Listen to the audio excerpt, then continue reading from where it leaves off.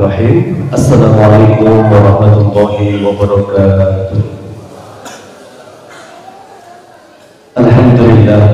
Alhamdulillahilladzi arsala rasulahu bil huda wa dinil haqq liyudhhirahu 'ala dini kullih wa kafaa billahi shahida. Asyhadu an la ilaha illallah wahdahu la syarika lahu wa asyhadu anna Muhammadan 'abduhu wa rasuluhu la nabiyya wa rasulullah.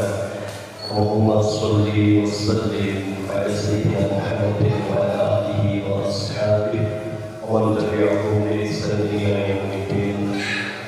Allahumma salli ila wajhika sallallahu wa ala taj'alul hasana ila syita sallah. Amma ba'du, hadratul muhtaramin Bapak Mustafa rahimahullah. Semoga hati Allah senantiasa dijaga oleh Allah, dijaga umurnya, diberikan kesehatan terbaiknya. Luar biasa Bapak Edi yang senantiasa dirahmati Allah Subhanahu wa taala.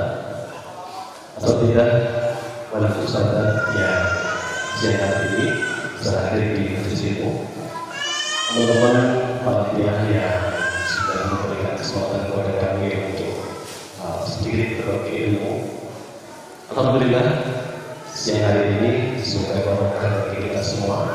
Akhirnya kita mendapatkan satu ilmu yang manfaat, ilmu yang mendatangkan kebaikan untuk kita dan keluarga kita. Yang perlu saya sampaikan sebenarnya, saya di Semarang ini pengajian yang saya dihadiri itu dari salam ranking 1. Karena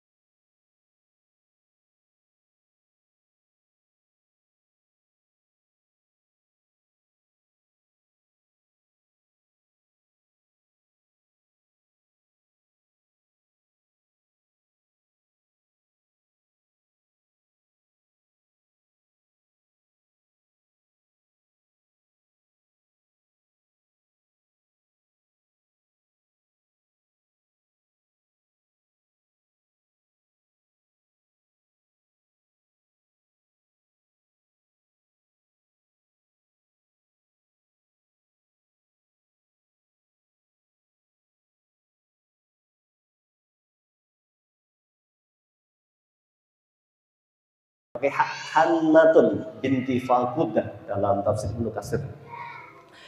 Ini perempuan yang dari kalangan biasa. Ini masih saudarinya, istrinya Nabi Zakaria. Tapi ini memang dari terah kesolehan. Memang begitu, istri biasa. Tapi karena sekufu ini, sekufu itu bukan syarat nikah, Pak. Tapi lebih mudah kalau sekufu. Karena banyak orang cerai karena enggak sekufu. Ya, sekufu itu kalau Nabi pernah bersabda ya, tungkahul mar'atu li arba'in, perempuan itu dinikahi karena 4 pertimbangan. Apa pertama? Li jamaliha, karena apa? Cantik. Dulu juga gitu, Ustaz. Ustaznya yang cakep ya. Ada yang belum? Sudah ya? Oh belum? Oh belum. Saya enggak cawe-cawe nah itu ya. Sensitif gitu. Ya, Nabi kasih tahu itu, enggak sekufu itu bukan syarat. Sekufu itu bukan syarat, Pak. Cuman tidak sekufu itu tidak gampang begitu yang disampaikan Nabi. Karena butuh mempersamakan persepsi dulu nanti keluarga-keluarga ini. Jelas sekali Nabi kasih tahu yang pertama li jamaliha karena cantiknya, laki-laki kebanyakan carinya begitu. Yang kedua li maliha. Berarti apa? Good rekening ya. Setelah good looking, good rekening berarti ya artinya sugih lah, ayu, sugih. Li hasabiha, apa hasab itu? Hasab. Hah?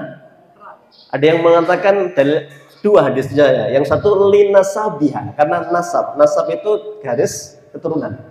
Ada li hasabiha. Kalau hasabun itu lebih kepada apa? Ya, kehormatan, karakter juga masuk itu. Ya. Jadi orang yang kaya, cantik, kaya, terhormat, ya, pandai membawa diri, attitude-nya bagus. Nah, sekarang itu orang ngomong, good attitude-nya bagus itu. Ya. Yang keempat li diniha karena agamanya. Ya, agama itu seakan-akan taruh pada itu belakang ya. Tapi ini kunci kata Nabi fatfar bidatidin taribat yadaka. Maka tidak sekufu itu nggak gampang. Panjenengan bisa buka dalam sejarah ya. Siapa orang yang cerai pertama kali di zaman Nabi? Yang cerai pertama kali? Yang khulu itu berarti perempuannya menuntut. Zainab binti Jahash, ya. Kenapa itu? Kenapa cerai? Sosok terbaik loh ini, Zaid bin Harisah. Kurang apa Zaid? Nabi itu pernah ditanya, ya Rasulullah, siapa orang yang paling engkau cintai? Zaid, kata Nabi. Tentu ada pertanyaan lain, dijawab lain oleh Nabi biasa. Pernah ditanya, siapa yang paling engkau cintai? Aisyah. Kemudian siapa? Abuha. Siapa? Bapaknya. Maksudnya adalah Abu Bakar. Ya. Zaid bin Harisah ini juga sama, diabadikan dalam di Quran itu untuk bukan dicari kesalahannya, untuk diambil pelajaran. Itu nggak sekufu itu. Pertama kali Rasulullah datang melamarkan untuk Zaid itu sudah langsung menolak Zainab itu. Enggak ya Rasulullah. Ya. Untuk siapa? Dengan siapa ya Rasulullah? Zaid enggak. Ya. Zaid itu budak. Meskipun sudah dimerdekakan. Habasyi, apa Habasyi? Itu ya. Kemudian jelas miskin. Ya, ini tidak good looking, tidak good rekening, tidak good apa-apa kan ini. Cuman dia kata Nabi, dia yang terbaik ini kan, soleh sudah pasti itu. Fatfar bidatidin taribat yadaka. Tapi begitulah rumah tangga, tidak cukup hanya soleh dan soleh. Enggak sampai 3 bulan sudah ngeluh Zaid. Imam At-Tabari mengatakan dalam kitab Al-Jami' dalam tafsir At-Tabari ya, kalau Al-Qurtubi Al-Jami' li Ahkamil Quran. Imam At-Tabari mengatakan Zainab itu sering sekali membicarakan tentang kebesaran nasabnya. Zaman dulu budak itu level yang paling bawah, bahkan tidak punya strata sosial sama sekali. Dia tak ubahnya barang dagangan, bisa dijual, bisa dipukul, bisa disiksa, budak itu. Dan Zaid mantan budak itu. Belum lagi yang nggak nyambung lah Pak itu, maaf ya, orang mungkin biasa makannya enak dengan orang yang biasa makan apa adanya itu ya. Nggak gampang itu ternyata. Dan betul, Nabi pesannya satu, amsik alaika zaujak, tahan istrimu, pertahankan, jangan terburu-buru. Berikutnya datang lagi, sudah sampai, nggak sampai setahun, bubar keluarga itu ya. Tapi nanti Allah ganti dengan yang sekufu. Nah, akhirnya Zaid menikah dengan siapa? Ummu Aiman. Siapa Ummu Aiman ini? Budaknya Aminah.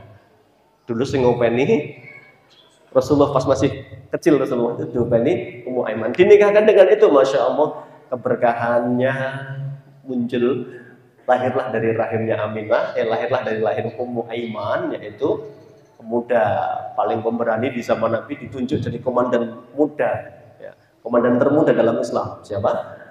Usamah bin Zaid. Dan Zainab pun diganti dengan yang lebih baik dari Zaid, dan sekufu siapa? Muhammad Sallallahu Alaihi Wasallam. Ini mengelola tidak sekufu itu tidak gampang, ya. Bahkan ada yang lebih dulu cerai dalam sebuah riwayat itu, namanya Sahlah. Ini perempuan ini satu pagi Pak, dia ngadang Nabi pulang dari masjid, diadang Rasulullah itu. Dia ngeluhkan tentang suaminya. Dalam sebuah riwayat itu ada dua versi ini. Kalau dalam riwayat Tirmidzi, dia itu satu hari melihat rombongan sahabat, ada suaminya di situ. Kemudian dia melihat itu bojone yang paling welek itu. Jadi dia sampai dalam hadis Tirmidzi mengatakan, ya Rasulullah, andaikan tidak takut kepada Allah, saya pengen meludahi wajahnya. Saking elek iki urut bojone hawane pengen ngidoni. Itu nemen enggak itu? Ya. Itu di riwayat begitu itu. Di hadis yang lain dia ringan tangan. Maka datang ke Rasulullah ini, Sahlah ini, meminta solusi. Ya Rasulullah, boleh nggak saya khulu dari suami saya? Kenapa? Datang itu dalam keadaan memar-memar, habis dipukul sama suaminya, Qais, ya, Sabit bin Qais. Itu untuk diambil pelajarannya bahwa ternyata sekufu itu juga bukan soal agama saja, ya, soal wajah, soal ekonomi, soal keturunan, dan soal agama tadi. Ya, tapi kata Nabi, fatfar bidatidin taribat iyadaka. Pilihlah karena agamanya kamu akan beruntung. Nah, akhirnya cerai keluarga itu, Pak. Sahlah itu, baik, kamu mampu kembalikan maharnya? Mampu ya Rasulullah. Maharnya enggak bain-bain, 2 bidang tanah plus kurma. Jadi berapa hektar itu ya diberikan itu. Jadi maharnya bukan seperangkat alat sholat ya, yang gampang dikembalikan ya. Ini kebun dikembalikan bener. Qais, kamu ceraikan istrimu, perempuan kembalikan maharnya, kembalikan. Kisah-kisah itu banyak kalau mau digali, artinya tidak sekufu itu berat perjalanannya. Nah, kenapa sih Nabi kok bisa? Rasulullah nggak sekufu dengan Khadijah dalam hal ekonomi kok bisa? Nah, ini soal kemampuan berkomunikasi yang baik. Nah, jadi tema tentang rumah tangga itu tidak hanya tema soleh dan soleha, tapi juga bagaimana bisa berkomunikasi dengan baik. Hari di mana Khadijah menjadi istri Rasulullah, ketika itu belum jadi Rasul ya, dia letakkan ya, bisnisnya itu, ya, kemudian disampaikan kepada suaminya, wahai suamiku, ya, sekarang monggo semua bisnis saya serahkan jenengan terserah mau dikembangkan seperti apa, saya hanya support saja, saya fokus di rumah. Ya. Dan begitulah kewamahnya tidak jatuh, artinya apa? Kepemimpinan tidak jatuh. Berapa banyak orang berharap ya, golek bojo sing sugih, karepe uripe mulya, enak ya. Tapi ketika suami ini tidak kawam, nggak bisa manage, nggak bisa mimpin, yang ada jatuh kewamahnya, kelelakiannya, nggak punya harga diri itu ya. Mau ngatur, sudah disentak sih, pokoknya ngatur apa kayak jatah gitu ya, karena istrinya yang kaya raya itu masalah dalam rumah tangga itu. Nah, baik, saya mau bicara tentang Imran sama Hannah ini sosok yang bisa kita tiru. Kenapa sih kok tidak Ibrahim saja dan keluarganya? Tadi kan Allah pilihkan 2 keluarga. Inna muhastafa Adam wa Nuhan wa ala Ibrahim wa ala Imran. Karena dipilihkan Nabi Ibrahim nanti punya alasan wajar, bagus karena Nabi ya. Kita kan seringnya begitu ya, kalau gagal didik anak nyontoh siapa? Nabi Nuh ya. Lalu Nuh gagal apa maneh aku gitu ya. Tapi nek dijak serius bisa Luqman siapa? Imran tuh bisa, orang biasa jadi istimewa bisa. Nah, itu nggak ada alasan lagi ngomong kan Imran. Nah, Imran siapa? Bukan Nabi, bukan Rasul kan, harusnya bisa kita tiru. Dan luar biasa, keluarga ini keluarga yang sama, ya, diuji juga oleh Allah. Nggak ada keluarga yang nggak diuji. Ujian keluarga ini dimulai dari mana? Dari bagaimana rumah tangga sudah lama banget mandul ternyata siapa? Hannah itu. Ya, dia mandul, Nggak punya. Mandul itu kan definisinya akim. Memang dalam Al-Quran itu kan Allah sampaikan ada 4 dalam surat Asy-Syura ya, 49-50 itu ya. Lillahi mulkus samawati wal ardh. Allah lah penguasa langit dan bumi. Yahabu liman yasha. Ya, Allah menghendaki, menganugerahi untuk suami istri inasan. Inasan apa? Anak perempuan. Inasan. Wa yahabu dukur. Dukur laki-laki. Sampai Imam At-Tabari itu penasaran, tidak mungkin Allah meletakkan kalimat itu nggak punya makna. Kenapa kok anak perempuan disebut dulu? Yang disebut dari ayat itu, surat Asy-Syura ayat 49-50 itu. Allah sampaikan, Allah akan berikan kepada seseorang itu anak perempuan, kemudian dukur laki-laki, kemudian inasan wa dukuran laki dan perempuan. Ada yang akiman. Apa akiman? Mandul tadi itu. Ya. Mandul itu definisinya berarti nggak punya anak kan itu. Imam At-Tabari penasaran dan kemudian mencari dia. Ternyata memang Allah memberikan makam sendiri kepada anak perempuan itu. Karena dulu orang-orang jahiliyah itu memang begitu, sering sekali menganggap punya anak perempuan itu tidak membanggakan itu. Maka oleh Allah disebut pertama karena banyak kelebihan punya anak perempuan itu. Misalnya Rasulullah bersabda, "Man kana lahu jariyatan." Siapa punya 2 anak perempuan, dididik dengan baik, ya, kemudian dipenuhi kebutuhannya, ya, kemudian dimuliakan oleh orang tuanya, wajib apa ya Rasulullah? Memasukkan kedua orang tuanya ke dalam surga. Wa ingkarat wahidah, kalau cuma satu bagaimana Rasulullah? Ya satu pun juga akan mengantarkan ke surga. Itu anak perempuan karena memang punya manzilah di hadapan Allah Subhanahu wa taala. Ya, jadi Bapak Ibu kita tidak perlu sedih ya. Orang Jawa memang punya apa? Punya kebanggaan ya, anaknya lanang. Ketika ini tradisi Jawa ya, saya punya beberapa anak itu cewek gitu ya. Mesti nek lebaran tuh dibully. Ya, dibully. Iki orang lanang, orang duwe anak lanang gitu ya. Apalagi di daerah ya Solo itu anak wedok itu kayak orang lanang tenan itu anak wedok kabeh gitu ya. Di pondok itu juluki Abul Banat gitu ya. Anaknya cewek kabeh. Lu Rasulullah aja sedih loh itu ketika putra terakhirnya siapa? Ibrahim itu. Ibrahim kan meninggal. Orang kafir seneng banget. Batara Muhammadun.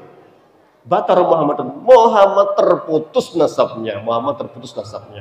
Ya, kemudian Allah menurunkan inna a'tainakal kautsar fasholli li rabbika wanhar inna syani'aka huwal abtar. Karena anak laki-lakinya habis dengan meninggalnya Ibrahim itu. Tinggal Zainab, Ummu Kulsum, Ruqayyah, Fatimah. Ini memang begitu. Jadi kalau ada yang barangkali diberi keturunan perempuan berkecil hati itu, Islam sesungguhnya tidak pernah membedakan. Bahkan menyebut pertama itu anugerah. Yang pertama justru anak perempuan di sini. Nah, kita menarik ini.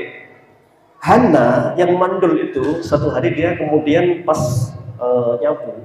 Jadi tafsir Ibnu Katsir itu keluarga ini sudah nyaris putus asa. Dan ketika nyapu, tiba-tiba di atas halaman rumahnya itu ada pohon besar, kemudian ada sarang burung. Nah, burung di pagi hari sedang ngasih makan anaknya itu suasananya apa? Rame gitu ya, rame banget itu. Ya. Kemudian dia berdoa, ya Allah berikan hamba keturunan. Nampak sepi sekali rumah tanpa keturunan ini. Masya Allah Pak, tidak lama setelah itu hamil ini. Sampai suaminya nggak percaya, hamil ternyata. Begitu hamil dia pengen banget ngomong sama suaminya, Mas Bapak ya. Besok nek anak, saya pengen anak kita ini cowok. Besok pokoknya begitu anak kita lahir ya Pak, kita hibahkan ke Baitul Maqdis untuk jadi apa berarti? Marbot ya. Jadi marbot itu ya. Kita bawa ke Baitul Maqdis. Lah nek cewek piye, Bu? Gitu ya. Kata Imran itu dalam tafsir nek cewek piye gitu ya. Tapi bahasa Arab bukan bahasa Jawa ya. Kalau perempuan gimana? Nggak jawab si Hannah ketika itu. Maka dia tiap hari hanya bernantar saja. Diabadikan oleh Allah dalam surat Ali Imran ya, ayat berapa ini? 36. Mulai dari 35 nanti itu. Inni nadartu laka ma fi batni muharraran fataqabbal minni. Ini nanti tentang obsesi, Pak. Apa obsesi itu berarti? Tujuan tertinggi, cita-cita tertingginya apa sih? Ya. Semua nabi itu ketika diuji nggak punya keturunan, minta keturunan punya alasan yang kuat kepada Allah. Misalnya Nabi Yakub alaihissalam, Nabi Zakaria, maaf ya.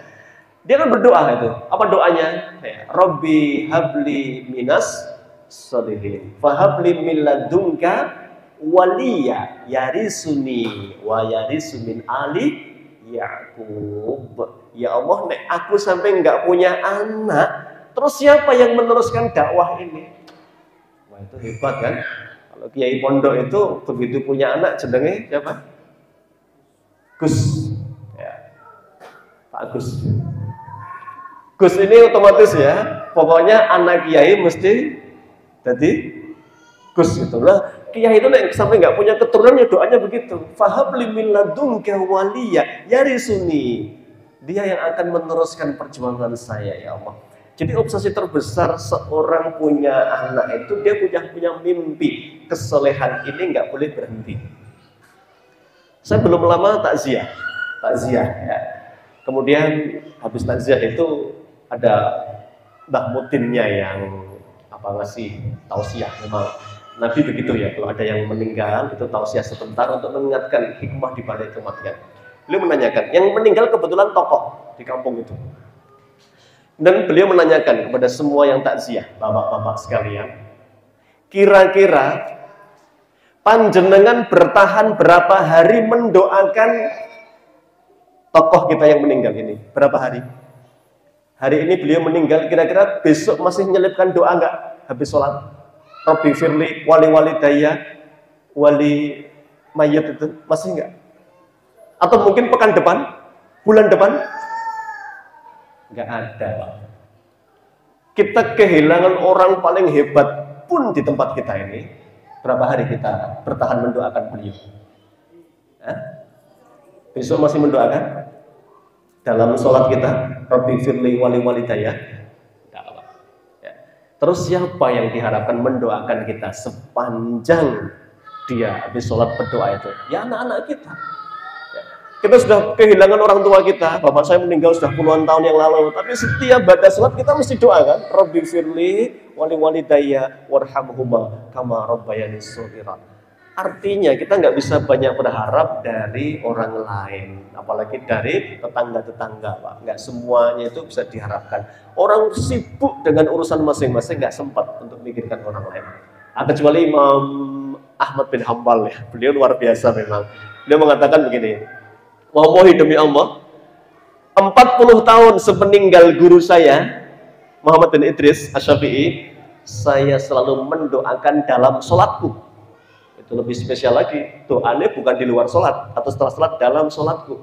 Dia berdoa, Rabbi firli wali daya wali Muhammad bin Idris Asy-Syafi'i. Ya Allah, ampuni aku, ampuni dosa kedua orang tuaku dan dosa guruku Muhammad bin Idris Asy-Syafi'i. Karena ini murid yang paling cerdas, Pak. Murid cerdas itu biasanya sering apa? Debat guru nih. Anak murid tak cerdas kan meneng, fahim tuh? Fahim tuh, muni fahim nanggut, kayak ditakoi, ya, mending meneng ya. Muni fahimna belum mudeng berarti dosa gitu kan. Jadi ketika saya berpikir benar juga ya, kalau ini tokoh ini meninggal, saya mungkin besok sudah nggak mendoakan, apalagi pekan depan, apalagi bulan depan. Kecuali ada haul ya, peringatan dari kematian 100 hari ya, mungkin ada yang mendoakan. Nggak ada, Pak. Kita memang harus berpikir begitu.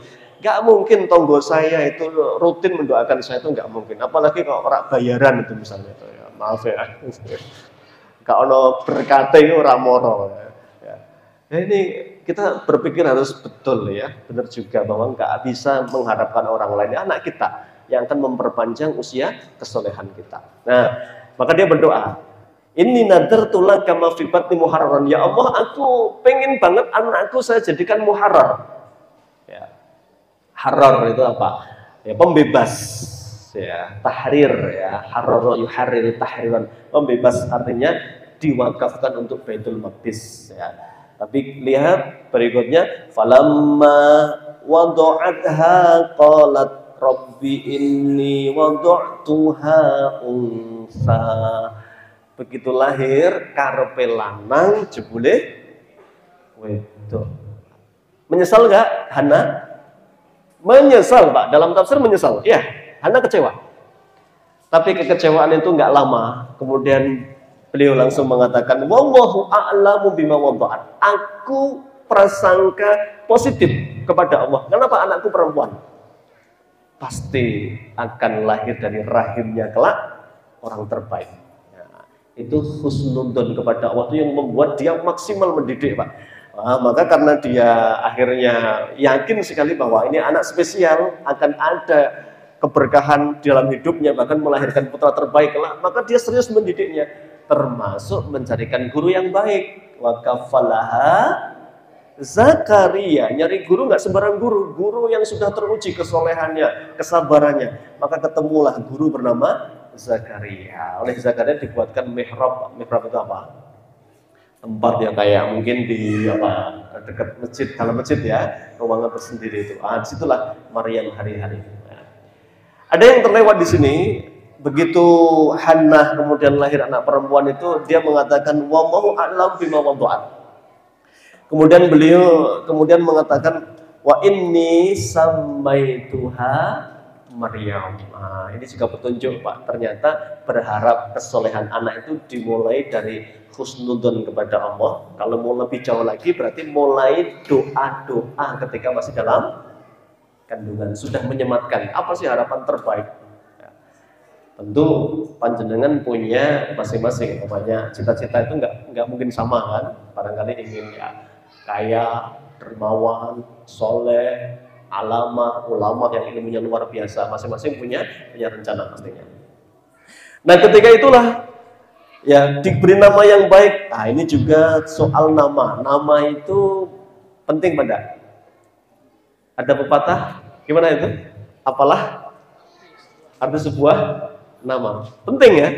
Rasulullah aja ketika dapat kabar gembira jadi kakek pertama kali, kelahiran Hasan, Allah seneng banget Rasulullah itu, wajahnya berbunga-bunga ya. Dan saya nanya, mbah-mbah yang sudah jadi kakek itu lebih sayang ke cucu atau ke anak? Ternyata sing dikangeni ora anake, putune gitu ya. Dan bener, Rasulullah seneng banget begitu dapat kabar Fatimah melahirkan. Laki-laki lagi, wah lebih sempurna ya. Ali kemudian datang ke rumah, ya, ngasih kabar, sudah kamu kasih nama, wahai Ali? Sudah ya Rasulullah. Siapa namanya? Siapa? Mau dikasih nama Harb, seperti Abu Sufyan bin Harb. Kenapa Harb? Apa Harbun? Perang, karena harapannya anakku ini jadi komandan perang gitu, dinamakan Harbun itu. Ya, karena bapak emang jagoan. Ali bin Abi Thalib itu jagoan, Pak. Saya baca dalam Sirah Nabawiyah, perang Badar itu kafir yang mati 75. Kata para mu'arikh, ahli sejarah, sepertiganya terbunuh di tangan Ali bin Abi Thalib. Bayangkan, Pak. Berarti membunuh berapa Ali itu? 20 berapa? 25 mungkin ya. Luar biasa. Itu sudah cukup jadi catatan Ali sangat hebat petarung, Ali bin Abi Thalib itu. Maka anaknya juga begitu, tak namai Harb itu. Rasulullah nggak berkenan, jangan kasih nama Hasan. Apa artinya Hasan? Baik. Ya, begitulah Nabi itu nggak suka nama-nama yang sangar-sangar itu ya. Nah, jadi ini maaf ya, soal nama ini pengaruh ternyata ya. Karena Nabi juga pernah bertanya, Mas Muka? Dia menjawab, Sa'ir. Sa'ir, apa sa'ir? Menyala abangku gitu ya. Sa'ir itu apa? Menyala, Pak, nama neraka kan? Wayasla sa'ira, itu sa'ir namanya sa'ir. Ganti dengan sa'id. Apa sa'id? Bahagia. Ndak ya Rasulullah, jeneng kawan bayi nih pilihannya ndak ya. Suruh ganti nggak mau, kamu balik kono. Omahmu bakal kobong gitu. Ternyata bener Pak, balik ke rumah omahnya wis kobong. Jenenge ya Sa'ir ya. Kemudian dari Bani suku Syihab, apa Syihab? Panah api. Wis pokoknya jenenge geni kabeh gitu ya. Artinya api semua itu. Jenenge ya api, dari kampung api, gangnya gang api mungkin ya. Kobong tenan nek gelem ganti jenenge. Jadi penting sekali.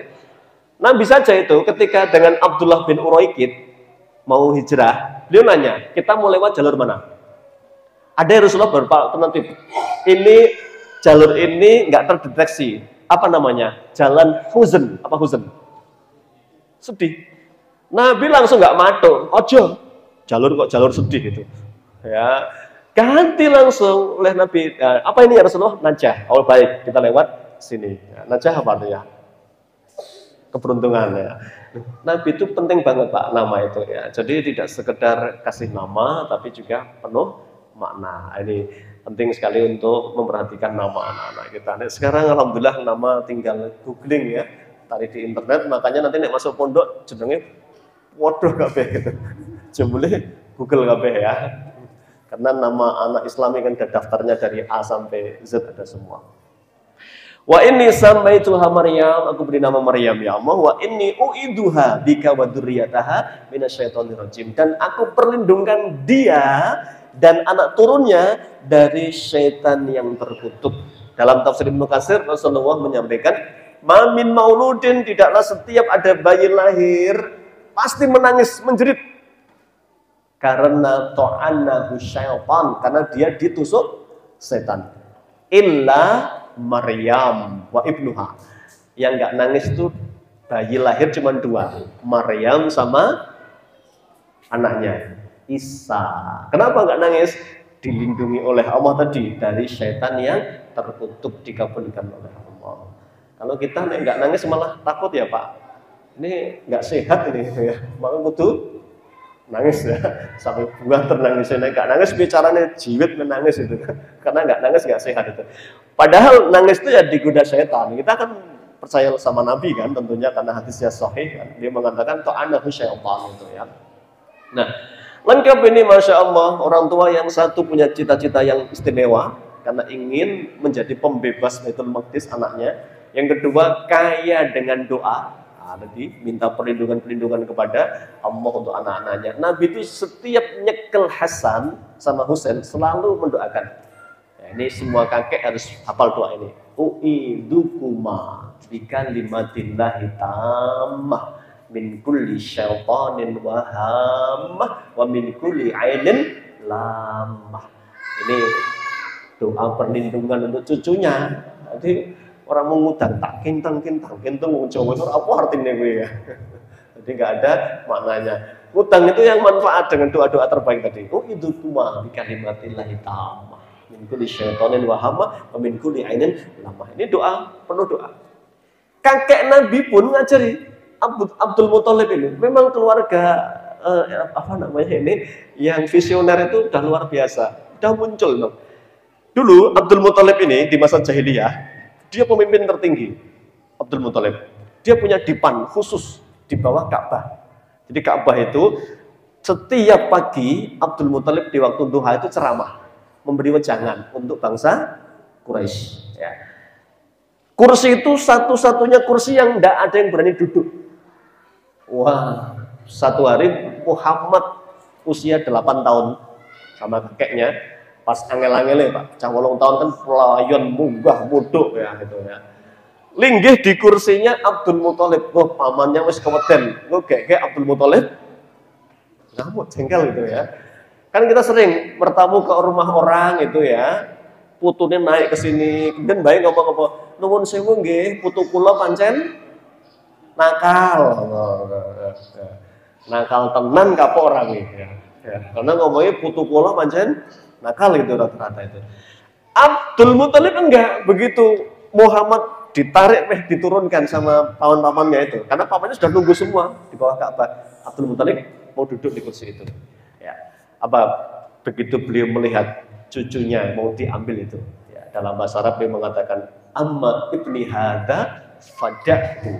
Adapun cucuku yang satu ini, biarkan dia duduk di kursi kebesaranku, karena kelak dia akan menjadi orang besar di kemudian hari. Oh, ini kan orang hebat itu bicara apa? Visi. Ya. Tidak wes koyo aku wes ape gitu ya. Jadi kok nggak meningkat? Ya. Loh, grafiknya rumah itu harus begini. Ya. Imran menikah dengan Hana, punya anak namanya Maryam. Maryam lebih baik dari Hana kan? Ya. Karena Nabi bersabda, kamulah minar rijali kasirun. Lelaki sempurna itu banyak. Semua Nabi sempurna. Walam yakmul minan nisa. Tidak ada perempuan yang sempurna. Kecuali satu. Maryam binti Imran. Itu di satu hadis. Di hadis lain Nabi mengatakan 4 ya. Maryam, Asiyah, Khadijah, Fatimah. Tapi di redaksi tadi nggak ada yang sempurna kecuali Maryam binti Imran. Maryam jelas lebih baik daripada Hana. Begitulah setiap keluarga harusnya. Bapaknya biasa-biasa, anaknya harus luar biasa. Cucunya harus lebih baik lagi, Pak. Kan Isa lebih baik daripada Maryam. Maryam lebih baik daripada Hana. Harusnya gitu, Pak. Nuwun sewu. Kita mungkin maaf nggih nggak hafal Quran, masuk nggak pengen anaknya hafal Quran. Ya. Kayak aku wis apik lumayan juz amma gitu misalnya.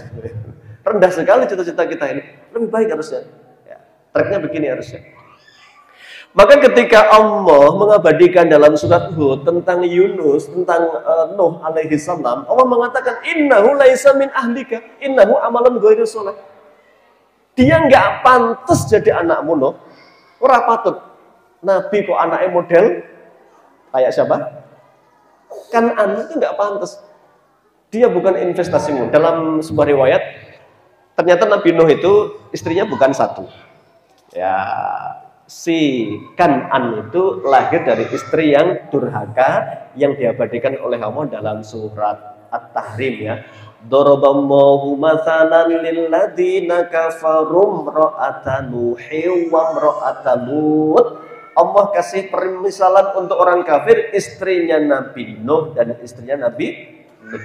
Harusnya perempuan itu paling bersyukur harusnya. Kanata ya, keduanya ini ya di bawah suami yang soleh, pilihan terbaik. Nuh, Lut alaihissalam.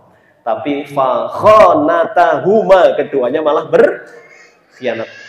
Khianatnya istri Nabi, Pak, nggak ada yang selingkuh ya, maaf ya. Jadi nggak ada istri Nabi selingkuh, itu nggak ada. Khianatnya itu menentang dakwah suaminya, ngelawan terus tuh. Namanya siapa?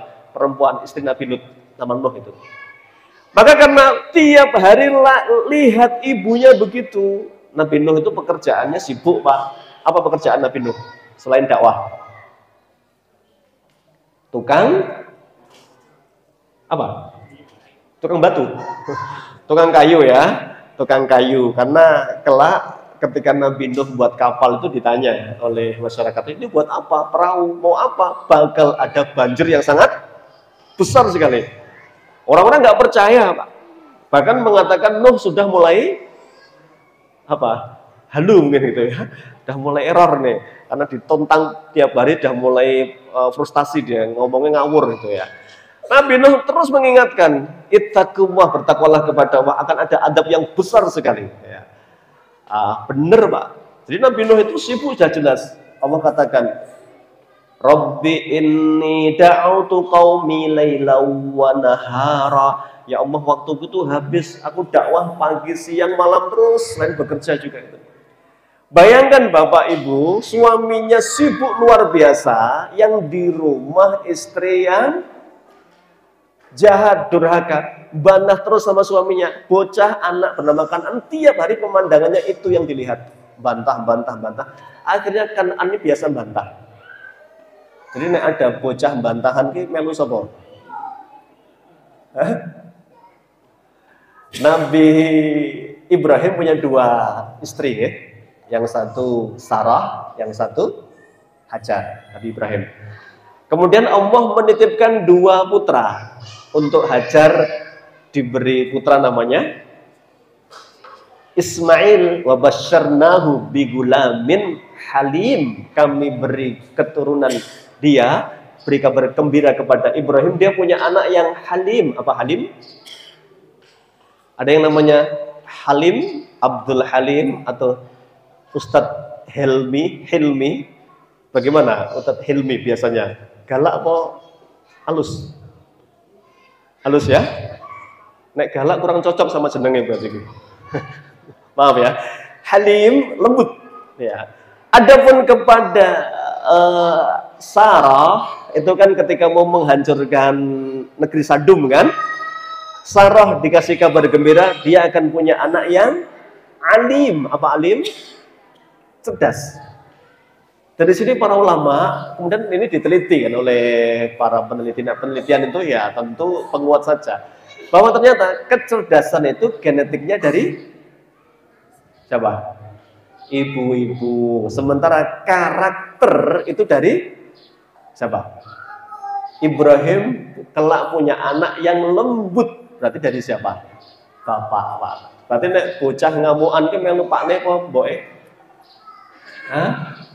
Sudah ketemu kan jawabannya? Tiru siapa anak kita ini? Nek tantrum, sidik-sidik tantrumnya pake tantrum paling. Jadi kalau Halim itu karakter ya, itu lebih ayah yang lebih banyak menurunkan itu. Ya, ini. Tapi anak-anak ini kan akan melihat akan meniru apa yang sering dilihat. Kita bayangkan itu Nabi Ibrahim Nabi Nuh sibuknya luar biasa itu. Ya. Kemudian di rumah istrinya bantah terus itu. Maka lihat Kan'an, suasana sangat genting sekalipun ketika bahtera sudah mulai berlayar ya, kapal sudah mulai berlayar. Laut sudah mulai meluap, hujan nggak henti-henti, banjir di mana-mana. Nabi Ibrahim masih panik, Nabi Nuh masih panik karena ada anak tercintanya yang belum naik ke kapal. Maka dicari kemana-mana kan, ketemulah Kan'an. Kan'an sudah melari ke arah mana Gunung Ungaran ini. Naik ya, dan naik gunung itu dipanggil kan, ya bunayya irkam ma'ana. Nah, sini nak naik ke kapal sama ayah. Ini bocah biasa bantah, paknya kudu bantah. Wegah gitu kan. Wah. Ya. Ndak ya, saya mau naik ke gunung saja. Yaksimuni minal ma'. Airnya enggak bakal sampai ke gunung, enggak mungkin airnya. Kata Nabi Nuh dengan penuh kesabaran, la'asimal yaumana. Hari ini enggak ada yang selamat kecuali yang naik bahtera ini. Ayo naik sama ayah. Belum selesai diskusi itu, Allah kemudian tenggelamkan Kan'an di depan wajah Nabi Nuh alaihissalam. Sedihnya luar biasa Nabi Nuh. Setelah kabar berlayar berhari-hari, berpekan-pekan, kemudian mendarat di bukit Judi ya. Bener nggak sih kapalnya itu dari kayu jati? Dan kayu jati hanya ada di Pulau Jawa, sehingga ada yang berkeyakinan Nabi Nuh ki wong Jawa. Bener nggak ya? Atau otak-atik? Aduh, ya, nggak tahu ya. Tapi memang mungkin saja kalau kayu jati ya, karena yang paling kuat lah itu. Kemudian begitu mendarat, disitulah Nabi Nuh mempertanyakan, Inna wa'dakal haq, ya Allah, janjimu benar kan?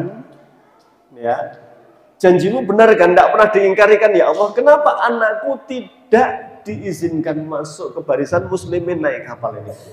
Allah mengatakan, latas alni malaysa laka bi ilmun. Ya. Kamu tidak usah mempertanyakan yang kamu tidak paham, wahai Nuh. Ya. Ini menjadi pelajaran Bapak Ibu sekalian nanti bahwa kita ini bergantung hanya kepada Allah, tidak bisa dengan asbab saja. Asbab itu ya ikhtiar kita, sudah ikut kelas parenting, sudah berusaha. Nah di parenting kan nggak boleh marah ya. Ya. Terus pokoknya bocah serewel apapun tahan, sabar gitu ya. Maka banyak ibu-ibu habis ikut kelas parenting, anak sore hari, wayai mandi, belum mandi, jam 5:30, ayo dek mandi, sudah sore. Gitu. Ternyata habis ikut kelas parenting, anaknya makin susah lah, konatus. Begitu pakai parenting gaya lama, tak hitung 3 kali nggak mandi, 1, 2, 3, langsung masuk kamar mandi. Berarti lebih manjur parenting lama tuh baru. Iya, orang yang parenting itu kadang tidak pada tempatnya ya. Emang Islam itu yang paling pas lah gitu kan. Jangan begini, jangan begitu. Larangan tok sini pokoknya orang tua yang paham itu ya. Ini soal pendidikan dalam Islam. Baik, Nabi Nuh kemudian bersedih sekali. Ya, kemudian beliau mempertanyakan keputusan Allah, maka Allah menegur, "Innahu laisa min ahlika." Kan antin tidak pantas jadi anakmu loh. Kamu nabi kok, anakmu udah gitu. Jangan digeloni, jangan ditangisi, nggak pantas punya keturunan seperti itu.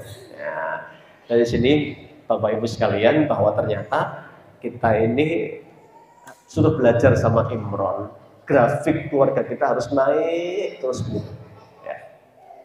Menyedihkan hari ini ketika, mohon maaf ya, kita dihantarkan oleh orang tua kita yang nuwun sewu, background agamanya tidak sebaik kita. Kita alhamdulillah ya bisa taat kepada orang tua, santun kepada orang tua, 5 waktu dijaga sholatnya, ya hormat sama orang tua. Sementara banyak berikutnya orang tua yang sudah berilmu, berpendidikan, mendapatkan banyak kebaikan-kebaikan, keberkahan ilmu, ternyata anaknya tidak mewarisi kesolehannya. Ini tentu pasti sedihnya luar biasa. Maka dalam Al-Quran itu Allah menyampaikan, فَخَلَّفَ مِنْ بَعْدِهِمْ خَلْفٌ أَضَاعُوا الصَّلَاةَ وَاتَّبَعُوا syahwat. Itu kan ayat 84 kan Allah bicara orang-orang hebat itu. Kakek yang hebat, ya, ayah yang hebat, tapi kehebatannya ahli sholat semua ini, kakeknya, bapaknya, tapi anaknya malah adha'u sholah. Apa adha'u sholah? Itu bukan nggak sholat. Adha'u sholah itu takhirus sholah an waktiha. Sholat tidak di tepat waktunya. Selalu menunda-nunda begitu. Ya. Nabi itu kasih tahu begini, Pak. Memang paling berat itu mendidik. Sampai ketika turun surat apa yang wa'mur ahlaka bis sholah wastabir alaiha. Surat apa ya? Apa Ustaz yang hafiz? Maryam. Wa'mur ahlaka bis sholah. Itu kan Nabi langsung yang diajak bicarakan. Wa'mur ahlaka, perintahkan keluargamu sholat, wahai Muhammad. Kan ka, bukan kum. Wastabir alaiha. Dan kata para ulama nahwu, kalimat sabar ditambah to, itu Allah sudah tahu. Pasti berat banget amanah ini. Maka sabarlah dengan penuh kesabaran. Ternyata sama, Pak. Polanya, saya setiap Ahad pagi ngisi keliling di berbagai masjid. Saya belum menemukan masjid itu didominasi anak muda. Isinya siapa? Sing andan wis tuwek ya. Kemudian sing komat ya, tua imamnya suarane wis tua-tua. Begitu melihat salbu sufakum kita nih, lihat orang tua semua Pak itu. Bahkan ada satu masjid itu anak mudanya hanya 1, 2. Sing nyediani teh kok kayak malah orang ngrungokne pengajian, nggawe teh yang beri upiak ya atau model gitu ya. Yang di depan sing tua-tua begitu semua itu ya. Loh, putranya pada kemana? Ya di rumah. Ngapain? Tidur, Pak. Ya, tidur ya. Dan itu di mana-mana, dan itu nampak biasa saja. Bukan kegelisahan. Jadi kok nggak gelisah ya? Padahal memang Nabi ngasih tahu begini. Sejak ayat ini turun tadi Maryam, ayat berapa saya nggak hafal ya. Wastabir alaiha, saya setiap sholat mendatangi rumah mantuku. Siapa? Ali bin Abi Thalib, didodok Pak Ali. Ya Aba Turab, Nabi itu manggil Ali bin Abi Thalib Abu Turab. Jangan tahu kenapa dinamakan Abu Turab? Abu Turab, apa Turab artinya? Pasir. Jadi satu hari Ali sedang ada masalah sama istrinya Fatimah. Nabi kunjungan, Ali nggak di rumah, ditanya, loh suamimu di mana kok nggak ada? Nembe congkrah Rasulullah, nembe napa ini? Ya padu lah jutaan jenenge suami istri. Lah terus kemana? Ke masjid gitu. Wah hebat nggak Pak? Ada nggak orang sekarang ribut sama istrinya lari ke masjid? Oh, nek orang-orang umum yang nyekel mic toh apa? Kajian, masuk karaoke, nyekel mic ya. Loh ini ke masjid Pak itu, bener Ali di masjid diparani sama Nabi di masjid ya, dia habis sholat masalahnya mungkin belum beres sampai tidur karena masalahnya masih menggelayut di pikiran, tidurnya nggak nyenyak, gelundung karena Masjid Nabawi masih pakai pasir, itu badannya penuh pasir. Dibangunkan Nabi, kum ya Aba Turab, bangun wahai Abu Turab. Ya, Abu Turab itu lelaki yang penuh pasir tadi itu. Julukan sampai akhir julukannya Abu Turab begitu. Jadi masih bagus, Pak, ada masalah lari kemana? Ke masjid itu bagus ya. Nah, kemudian Ali bin Abi Thalib begitu, kum ya Abu Turab, bangun, ayo subuh. Masya Allah, ini memang bagi orang sekarang berlebihan nampaknya, karena orang sekarang beranggapan kalau punya anak sudah menikah urusannya sendiri-sendiri, masing-masing. Ya. Padahal nggak begitu dalam Islam itu konsepnya itu. Bahkan kalau anak kita laki-laki, Pak, kewajiban dia bakti full kepada kita sampai kita meninggal. Bahkan orang tua itu diberi kelonggaran dalam Islam, anta wa maluka liwalidika itu. Jadi ada anak kok jengkel, bapaknya sering dolan ning omahe, nek bali mesti nyangking apa? Kabeh disenengi digo balik ya. Kemudian anaknya ngomong, bapakku sering nunut ning omahku, kuwi perkataan paling buruk itu ya. Sampai Nabi mengatakan, jangankan sebagian milikmu, kamu dan semua hartamu milik orang tua, kata Rasulullah. Jadi kita kok berpikir orang tua jadi beban itu, naudzubillah min dzalik ya. Nah, kembali ke tadi. Jadi memang satu hal yang tidak gampang itu adalah membiasakan sholat, Pak. Maaf. Bahkan kita merasakan kan, anak kita yang katanya di pesantren baru denger nyetel murotal itu sudah bangun. Faktanya liburan bangun, Pak. Listrik baru dinyalakan, ceklek sudah bangun, atau mendadak di oya-oya. Itu kan. Nabi saja kata Allah, wastobir, kamu yang sabar. Jadi ternyata pekerjaan paling berat itu memastikan anak kita bisa sholat tepat waktu. Jadi bapak-bapak itu anaknya sudah Masya Allah, jenengan belum bangun, anaknya sudah mulai sholat, jenengan bangun kok sudah selesai tahajud.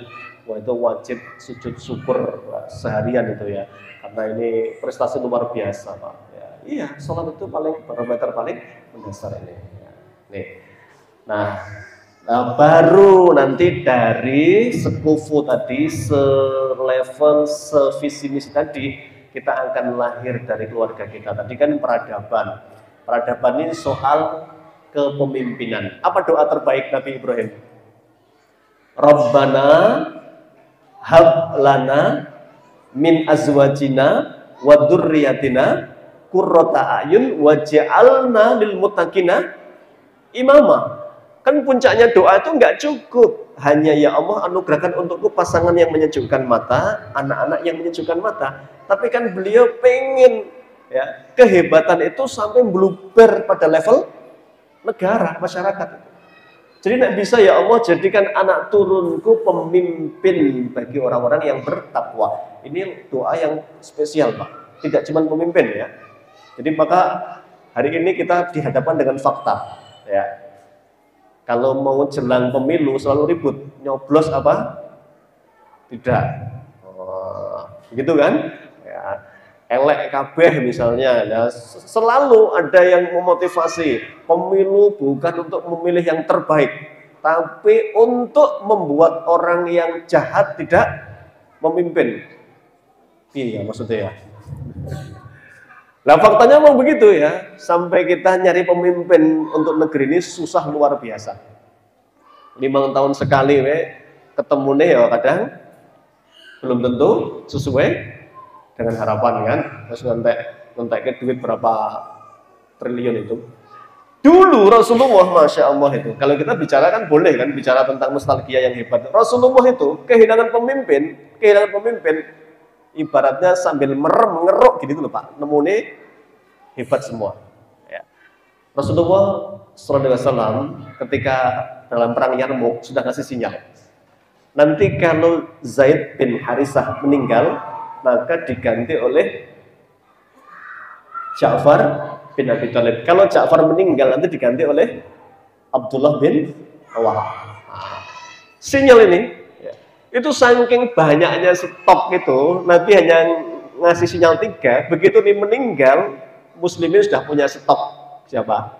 Khalid bin Walid. Nanti Khalid nggak ada Abu Ubaidah ibnul Jarrah, ada Sa'ad bin Abi Waqqas. Ini orang hebat semua untuk urusan kepemimpinan Pak itu. Ya. Sampai ada Amr bin As, orang yang kata para ahli sejarah, ini orang yang nggak pantas jadi anak buah. Jadi yang namanya Amr bin As itu nggak pantas jadi anak buah, karena dia dimanapun kudu jadi pemimpin itu, nggak pantas itu. Kok dikongkon-kongkon nggak model itu, ya. Jadi pemimpin.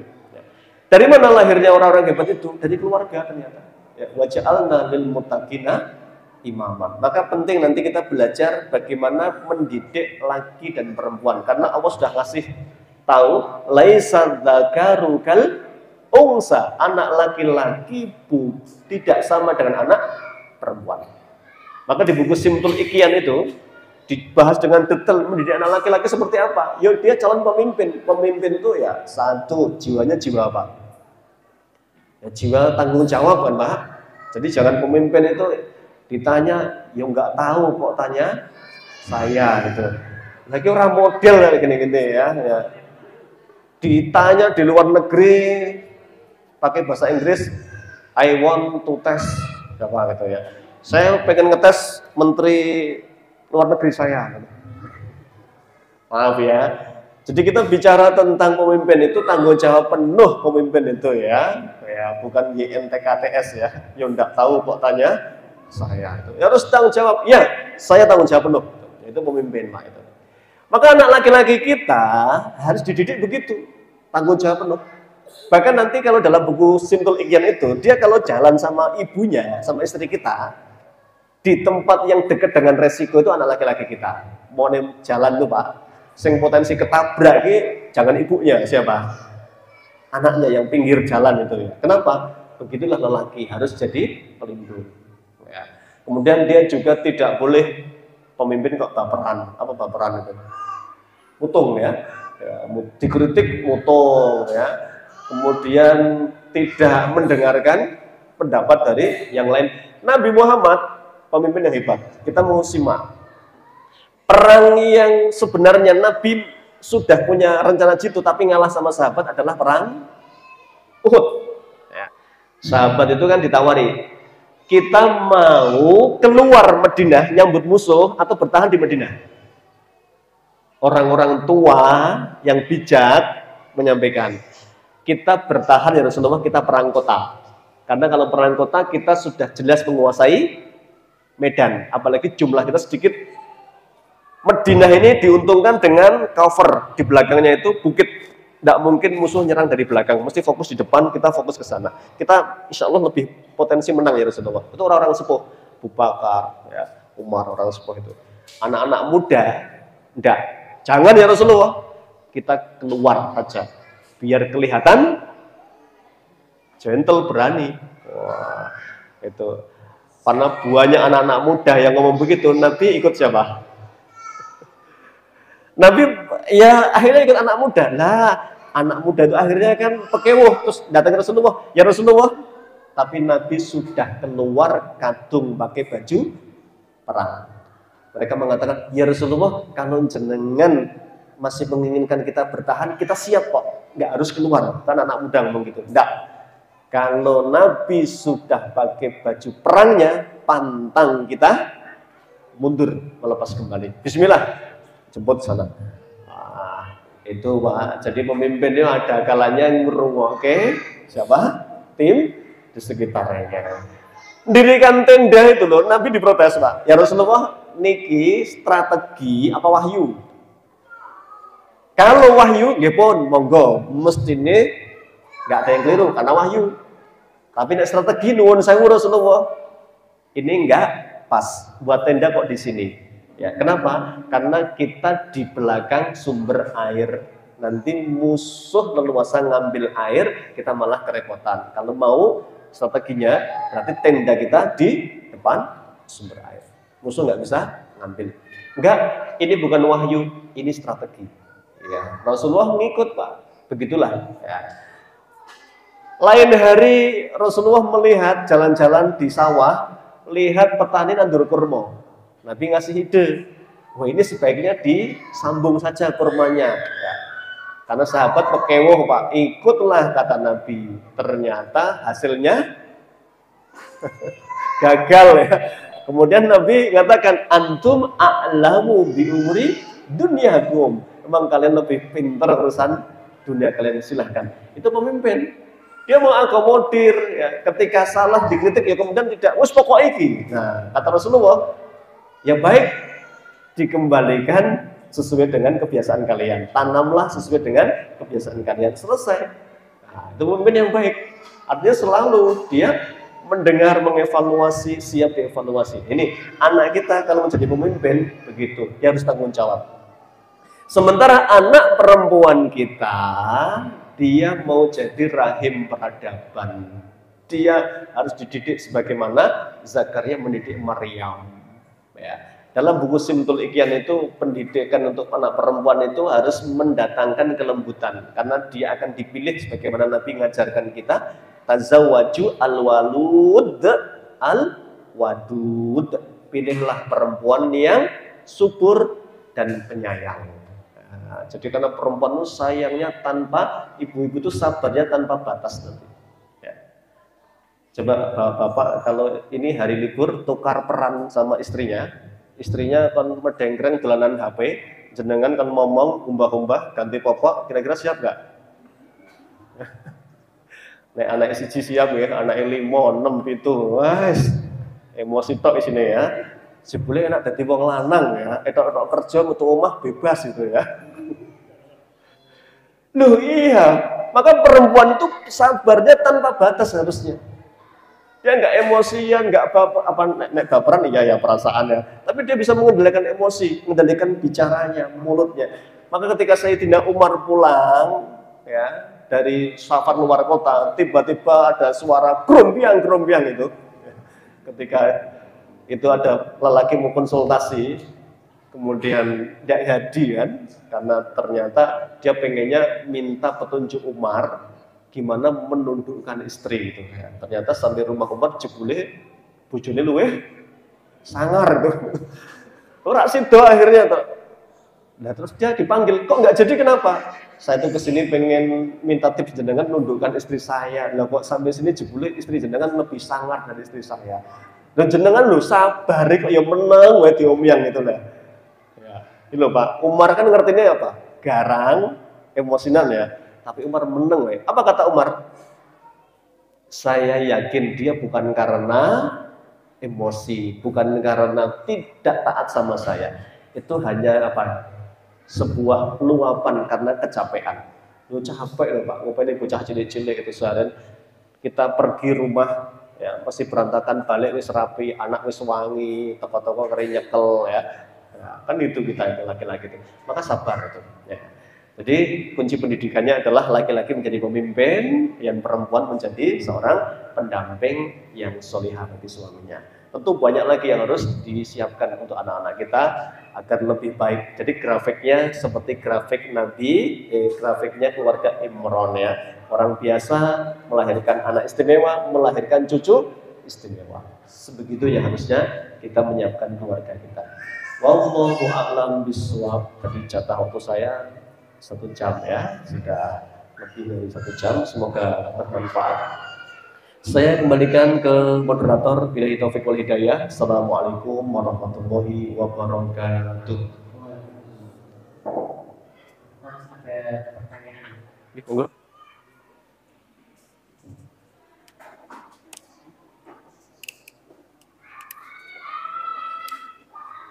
Ada pertanyaan dari Allah. Yang pertama, bagaimana cara para sahabat Nabi, contohnya Abu Bakar, mendidik putrinya sehingga Aisyah siap menikah menjadi? Pertanyaan pertama. Kemudian pertanyaan kedua, apakah ketika anak laki-laki kita sudah balik, kita masih berkewajiban memenuhi kebutuhannya, atau anak laki-laki boleh mandiri? Kemudian yang ketiga, seorang muslimah sudah berkeluarga, bahkan memiliki anak gadis remaja, tapi memiliki kebiasaan genit, tarik perhatian pada pria-pria muda dan bangga akan hal tersebut. Apakah kubur kedua seperti itu bisa dibilang wajar atau sebuah penyimpangan moral dan akhlak? Terima kasih.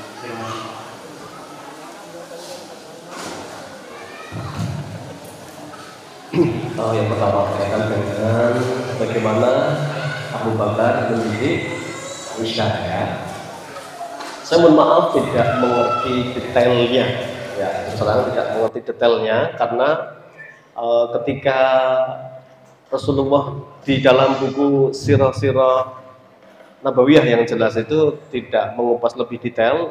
Ada Sirah Khulafaur Rasyidin saya belum menguasai secara baik.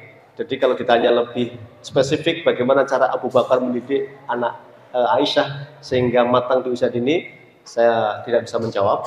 Tapi kalau ditanya bagaimana konsep orang-orang salaf dulu, salaf itu kan berarti nggak nyebut nama ya, dari sahabat, tabiin. Jadi Nabi SAW ketika mendidik anak perempuan itu digambarkan tadi, karena tugasnya itu kan di dalam surat An-Nisa ayat yang ke-45 ya. Ar-rijalu qawwamuna 'alan nisa bima faddalallahu ba'dahum 'ala ba'din wa bima anfaqu min amwalihim fassolihatu qanitatun. Maka pendidikan untuk anak perempuan itu adalah qanitah. Apa qanitah itu? Memunculkan jiwa yang taat, ayat ke-34. Fassolihatu qanitatun. Nah, kalau di buku Simtul Ittian itu tentang pendidikan anak perempuan, termasuk anak perempuan itu dididik untuk tidak diberi banyak pilihan selalunya. Misal, sesekali bahkan seringkali dipilihkan. Dipilihkan artinya nanti kalau dia terbiasa untuk diberi pilihan tanpa batas. Misalnya mau nyekolahkan ya, Duk, pilih SMP apa pondok, pilih mana ya nggak tahu ya, mungkin diberikan pilihan gitu tergantung memang lingkungannya. Kalau dia terbiasa ya dengan anak-anak yang tidak dari pondok, tentu memilih nggak mau pondok, apalagi dengar kalimat pondok itu nggak bebas dan lain sebagainya, ada informasi yang masuk ke dia mesti milih nggak itu. Nah, anak perempuan pilihkan pendidikannya itu ya. Karena nanti juga soal menikah boleh ya untuk memaksa siapa?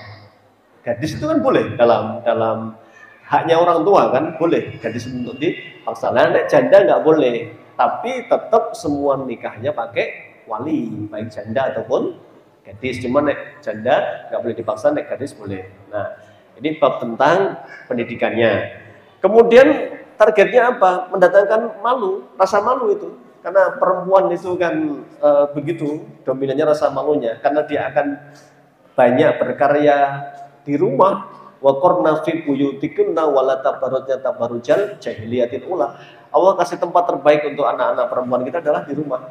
Dan perempuan itu harus sadar nanti perannya ada 4. Ya, 1 sebagai wanita sholihah, 2 menjadi istri pendamping suami, 3 menjadi ibu yang baik bagi anak-anaknya, 4 menjadi wanita yang berkarir, entah karirnya umum, entah karir yang kaitan dengan agama, ngajar dan lain sebagainya. Ini kan karir sebenarnya kan.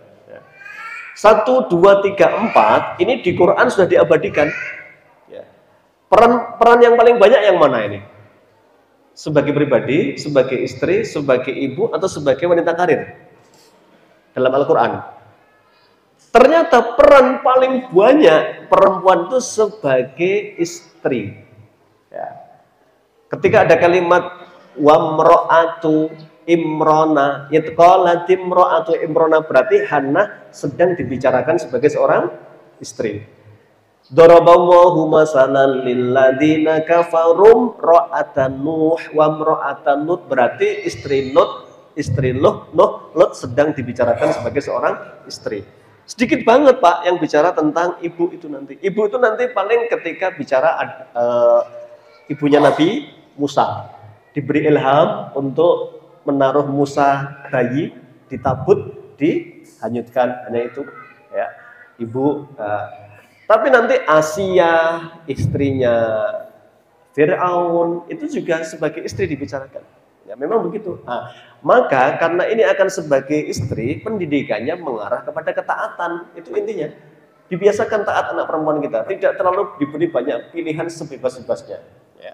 Nih, nggak dikit-dikit terserah kamu Dek, terserah kamu Dok, gitu ya. Harus pendidikan, tek gitu. Itu termasuk mengajari agar kelak dia tidak banyak menuntut ketika diberi pilihan oleh suaminya. Ya.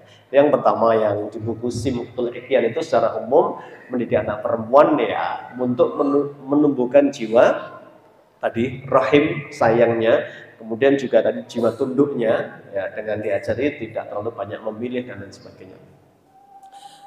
Kemudian yang kedua tadi terkait dengan apa Ustaz?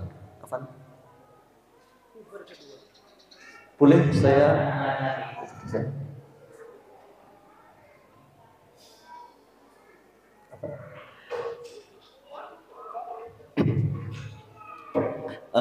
yang pertama tadi belum lengkap ya. Di sini ada pertanyaan agar siap menikah di usia dini.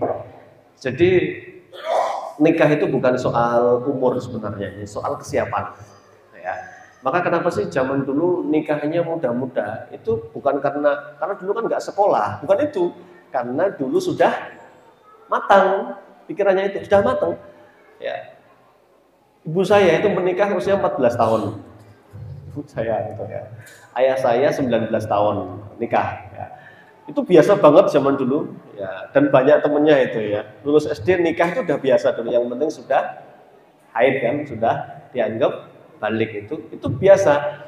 Karena kematangannya bukan soal usia sebenarnya. Jadi nikah dini itu lebih kepada persiapan dari sisi psikis, kesiapan dari sisi laki-laki ya berarti tetap materi ya, karena bagaimanapun dia bertanggung jawab untuk memberikan nafkah.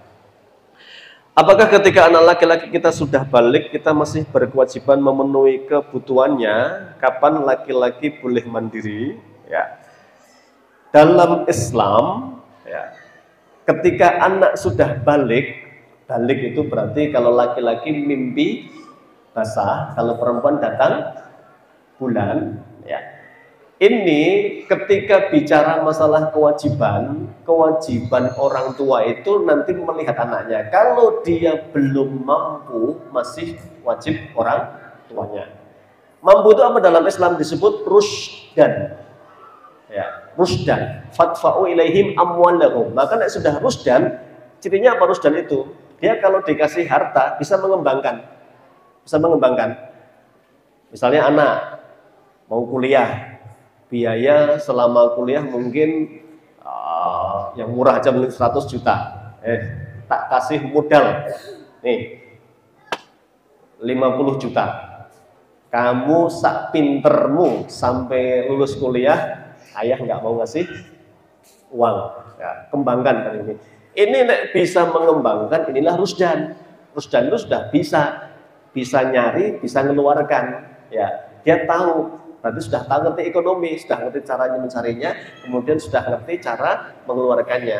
Artinya sudah bisa mutarkan. Namanya rusdan. Nah, sudah rusdan itu sudah selesai seorang ayah, nggak ada kewajiban lagi. Tapi kalau dia belum rusdan, maka menjadi kewajiban orang tua tetap memberikan nafkah kepada anak-anaknya sampai dia dipandang rusdan. Nah, rusdan ini juga nggak pandang usia. Dia melihat kemampuan kan. Ada orang-orang yang mungkin masih sudah 25 tahun lulus kuliah bingung. Ya, meh ngopo gitu ya, dimodali entek-entek wah gitu ya, gagal. Ini berarti belum rusdan. Rusdan itu kan buah dari pendidikan pastinya kan gitu. Ya. Rasulullah Muhammad SAW ya, ketika bicara masalah kewajiban, beliau pernah begini. Satu hari membesuk sahabat. Sahabat ini Sa'ad bin Abi Waqqas. Dia sakitnya makin parah, kemudian dia minta petunjuk sama Nabi. Saya ini alhamdulillah hartanya banyak dan ahli warisku cuma tunggal satu. boleh nggak saya sedekahkan 2/3 harta saya ya Rasulullah? Kata Nabi, jangan terlalu banyak. Itu yang diajak konsultasi Lazis, kira-kira gimana? 2/3 gimana Pak? Tak wakafkan ke Baitul Salam. Sebaiknya 100% Pak, gitu ya. Biar di akhirat lebih bahagia, kan begitu lah gitu ya. Kata Rasulullah, jangan ya, 2/3 terlalu banyak. Fanis, kalau separuh pripun ya Rasulullah? Jangan, separuh masih terlalu banyak. Fasulus, 1/3 gimana Rasulullah? Asulus kasirun. Ya, 1/3 sudah bagus, sudah banyak banget itu. Kamu tinggalkan anakmu dalam keadaan mampu, agniya'a khairun, lebih baik daripada kamu tinggalkan dalam keadaan miskin, mengandalkan belas kasih orang lain. Jadi memang dari ayat ini Allah berfirman, wal yakhshal ladzina law taraku min khalfihim dzurriyyatan dhi'afan khafu alaihim, bahwa memang kita orang tua itu disuruh mikirkan warisan apa yang mau ditinggalkan. Ya. Jangan kemudian pasrahkan sama yang di atas itu. Ya. Wis pokoknya sesuk pikir anakku dewe gitu. Loh, enggak, Allah tuh ngasih tahu jangan sampai kamu mati meninggalkan tidak meninggalkan peninggalan untuk anakmu, itu penting untuk dipikir itu ya. Sudah punya rumah apa belum itu juga perlu dipikirkan Pak.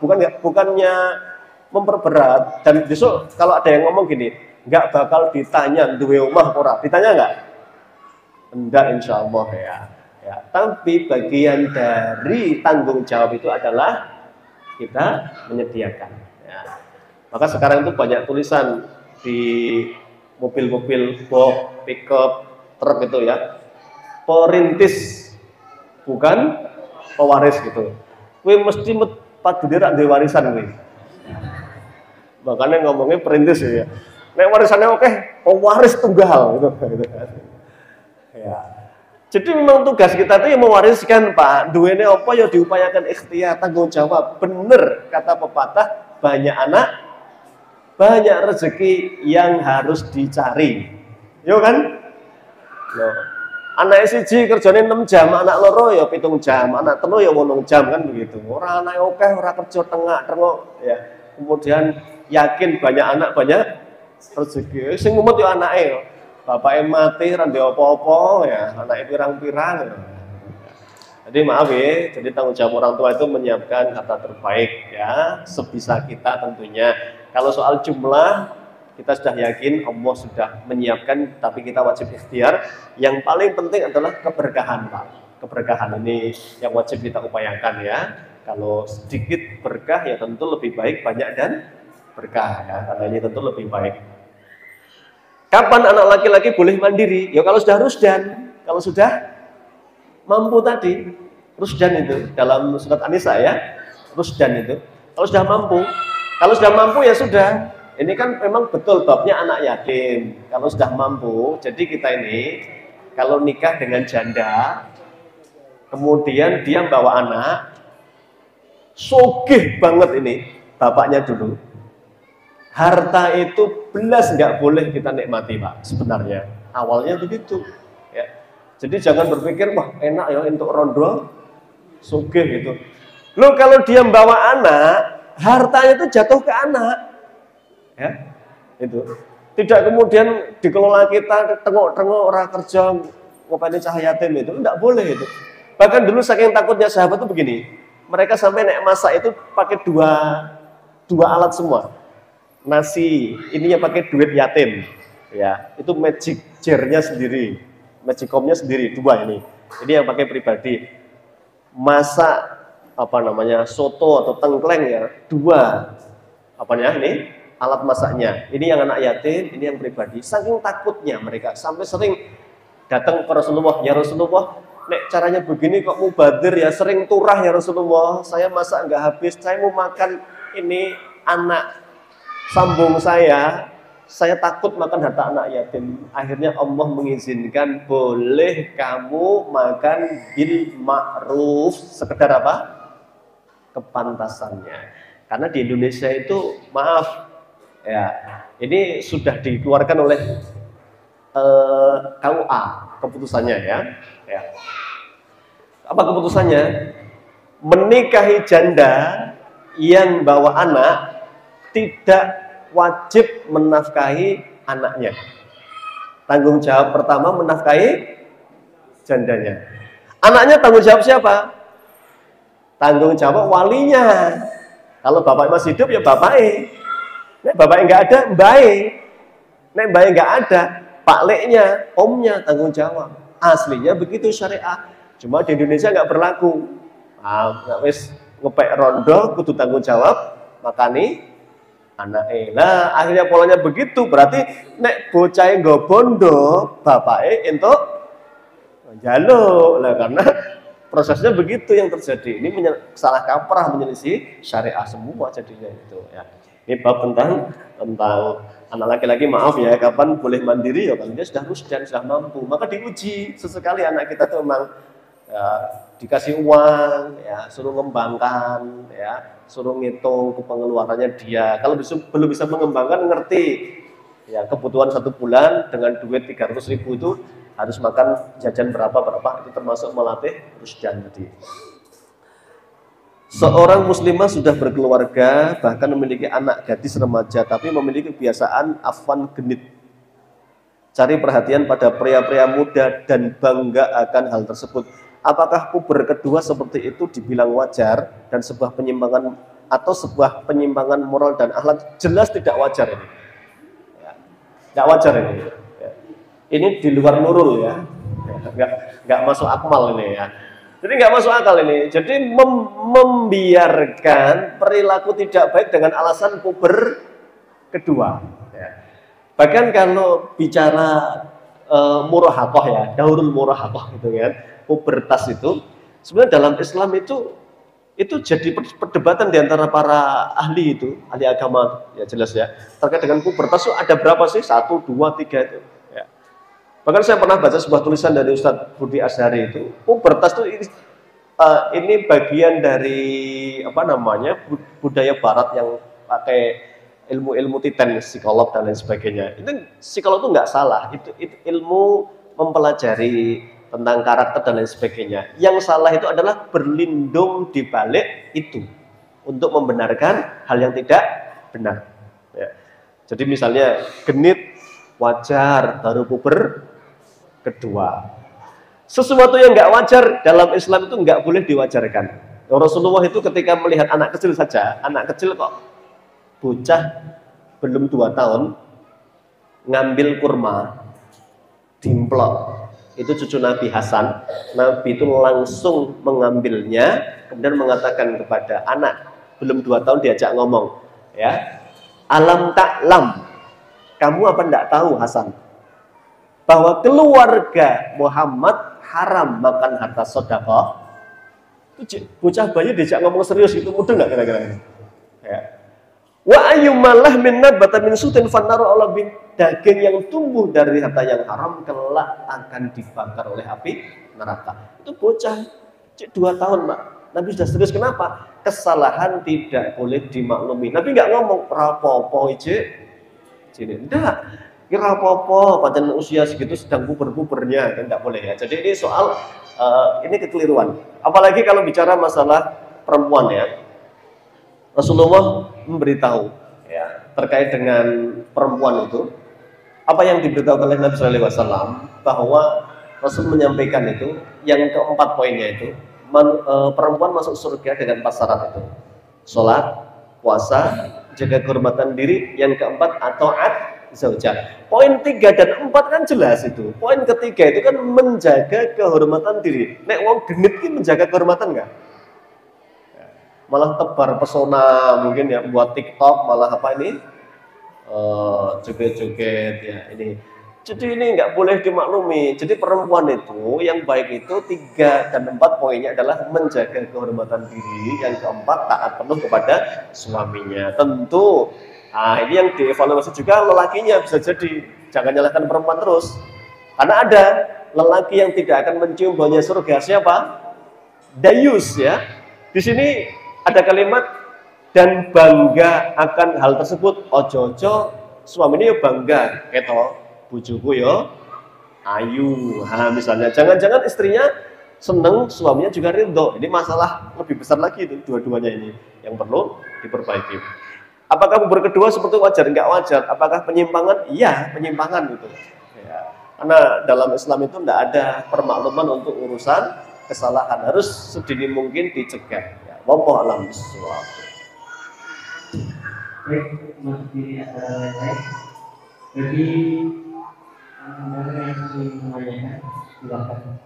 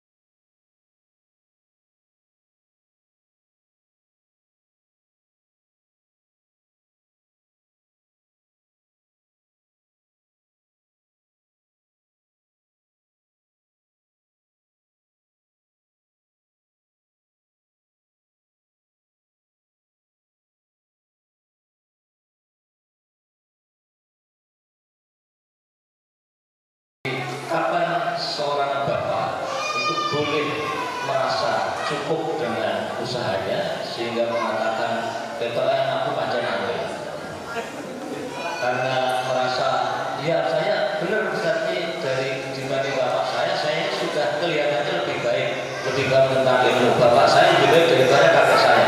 Nah saya ini pas giliran bagian akhir levelnya seperti Nabi Isa. Jadi habis itu terus tidak lahir siapa-siapa. Itu yang pertama. Kemudian yang kedua, bagaimana nasib orang tua yang tidak punya anak laki-laki? Karena anak laki-laki dirinya dan hartanya milik orang tuanya. Sementara ketika dia punya istri, kan istrinya perempuan, dia tetap wajib berbakti kepada orang tuanya. Nah, ya orang tua yang tidak punya anak laki-laki, yang ngurusi siapa? Yang terakhir tadi Ustaz sebutkan, saya juga sering dengar dan menceritakan ulang ketika ada laki-laki yang mau konsultasi dengan Umar bin Khattab, justru mendengar istri Umar secara marah. Kalau Ustaz menyebut tadi ada suara buryang, itu apa ini juga ada riwayatnya. Termasuk yang saya ingin tahu level marahnya istri Umar itu kayak apa? Apa termasuk kalimatnya tambahan kirim modal lopo ya, misalnya begitu, atau kalimat yang pengana orang tanggung jawab, atau sampai level apa kemarahan istri Umar yang dimaklumi oleh Umar itu. Terima kasih saudara.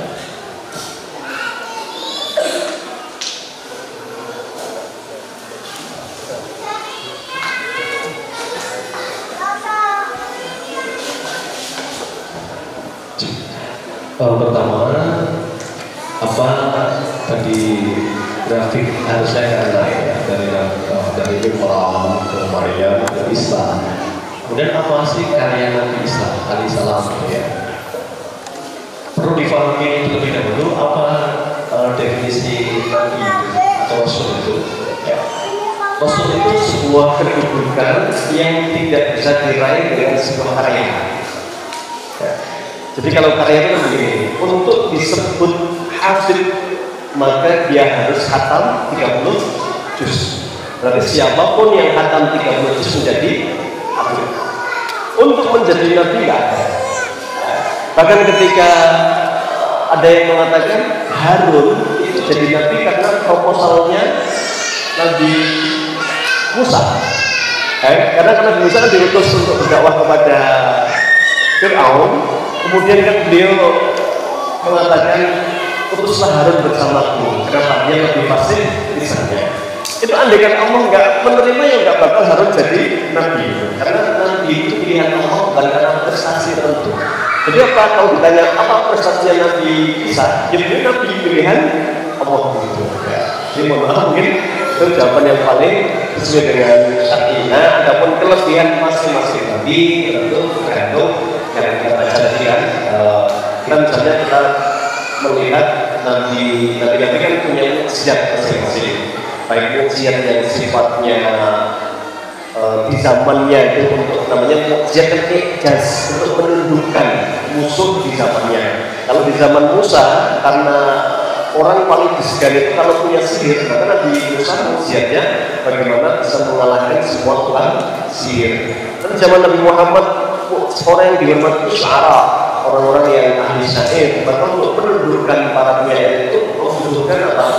Al-Quran yang itu mengalahkan semua bentuk syair-syair yang ada.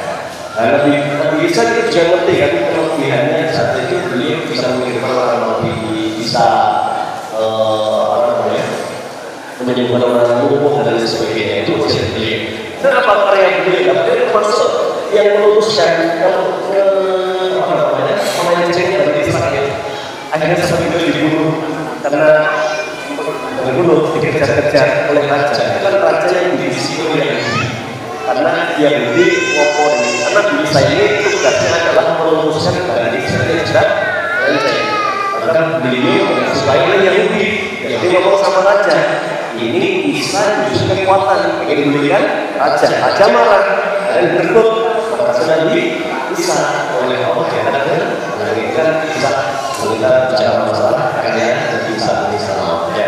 Jadi kalau ada karya-karya yang seperti itu mengajarkan anak lebih pada Nabi Isa, anak lebih akhirnya adalah Muhammad yang tidak ada putra Isa tidak ada Isa putra Maryam. Dan yang kedua, ini berapa maksudnya?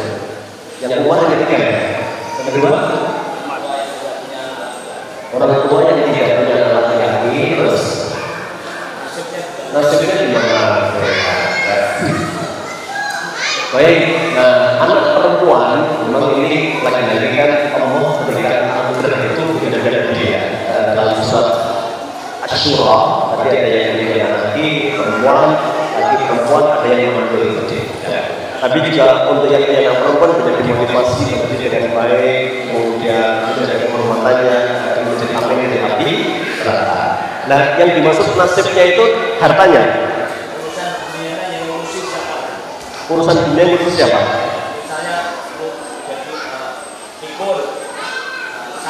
Oh, tanggung jawab siapa? Kita tanggung jawab anaknya dan mantunya. Jadi di dalam Islam itu nanti kan begini, bicara masalah hak dan kewajibannya. Memang kewajiban orang tua itu bisa mertua itu bisa seperti orang tua karena status hukumnya tadi. Kemudian pernikahan itu kan mahram itu kan karena tiga. Satu karena nasab, dua karena musyawarah berarti pernikahan. Otomatis mertua saya ya orang tua saya kan begitu karena musyawarah jadi mahram bagi saya. Bahwa kewajibannya juga saya berbakti kepada orang tua saya. Yang ketiga karena susuan menjadi mahram itu. Nah, kembali ke pertanyaan tadi. Ketika bicara masalah tanggung jawab, ini mulai yang harus dipahami ya. Kalau di dalam mazhab Syafi'i itu, ketika orang tua sudah tidak bisa bekerja, tanggung jawab siapa nafkahnya? Tentu anak. Anak dalam hal ini termasuk adalah anak menantu. Ketika orang tua sudah tidak mampu itu berarti sudah tidak bisa bekerja. Jatuhnya anak dalam mazhab Syafi'i. Nah, kalau orang tua masih mampu, orang tua tidak jatuh menantunya kepada anak. Nah, perihal birrul walidain, jika kalau boleh bertanya, apakah komen itu harus tinggal bersamanya dan sebagainya, ini tentu masyarakat tidak membahas sedetail itu. Karena kemarin juga banyak pertanyaan ketika di tentang keluarga itu, apakah kemudian siapa ini? Apakah boleh seorang istri meminta kepada suaminya untuk pisah dengan mertuanya? Kan narasi yang sering dibangun selama ini itu tidak enak tinggal dengan mertua, kan? Jadi ini kalau suami yang baik, kalau istri yang baik, maaf, istri yang baik tidak mungkin dia akan menanti pilih aku atau tuamu. Itu nggak mungkin istri ngaji, istri ngaji kelas mungkin ya. Ini nggak mungkin dia nanti pilih aku membawamu gitu ya. Ada yang mesti berbakti pada keduanya, baik orang tuamu, orang tuaku. Kalau saya betul nanti kalau ada yang ketiga kalimat Umar bin Khattab, ya ini saya sudah bilang ya, tapi saya belum bilang ini juga cerita dari yang menceritakan ketika isi pengajian. Saya nggak ngerti suara piring apa dan bagaimana suaranya, nadanya, yang jelas suaranya tinggi, tidak ada rincian kalimatnya, ngomong sebelum nggak tahu. Jadi apa yang diomongkan oleh suara yang jelas, nadanya tinggi dan kuat diam. Gitu. Kalau di buku yang saya baca juga, Umar itu juga ngandani kepada sahabat itu bahwa perempuan itu tidak jauh dari 3R: sumur, kasur, dapur. Jadi kemuliaan semua. Sumur, dia telah mencuci semua bagian-bagian saya tanpa saya mengeluarkan sebesar uang. Dan sumur dia berarti dapur, dia telah menyiapkan masakan untuk saya tanpa saya mengatakan. Kasur, dia siap melayani saya dengan seperti meskipun dia sedang lelah. Jadi kalimat itu bisa teman ketika saya di sana. Jadi kalau hari ini dia meninggi, saya mengingat kembali 3R yang dia berikan kepada saya: sumur, kasur, dapur. Itu kalimat sedia pada Allah. Terima kasih. Baik, Asatidah dan para undangan, karena waktu sudah memasuki waktu zuhur, maka terima kasih kepada Ustaz Abdul Baik yang sudah memberikan kepada kita ilmu yang sangat bermanfaat.